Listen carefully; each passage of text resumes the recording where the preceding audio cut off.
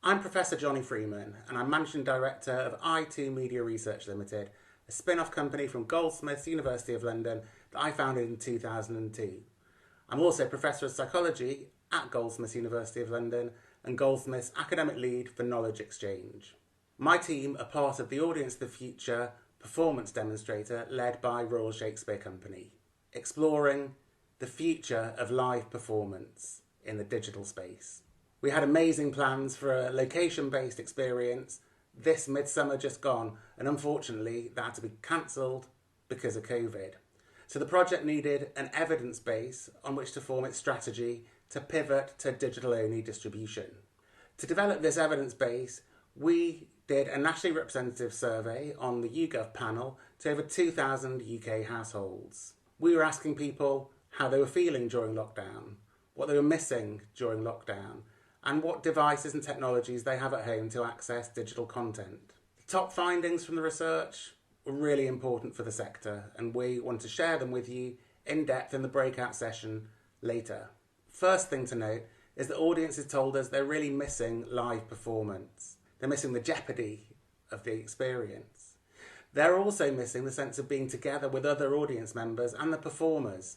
Another key stat that came out of our research was that very few UK households have access to immersive VR headsets at home. It's around 5% of households.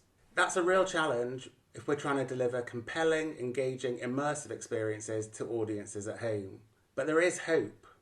The hope is from the third key finding that we observed, which is that audiences across the spectrum, even those who previously weren't so digitally literate, are much more comfortable with digital technology as a result of lockdown.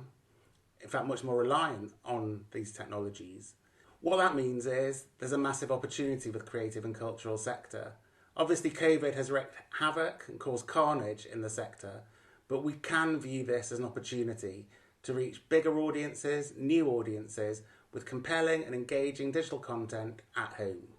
To reach these audiences, we need an in-depth understanding of who they are.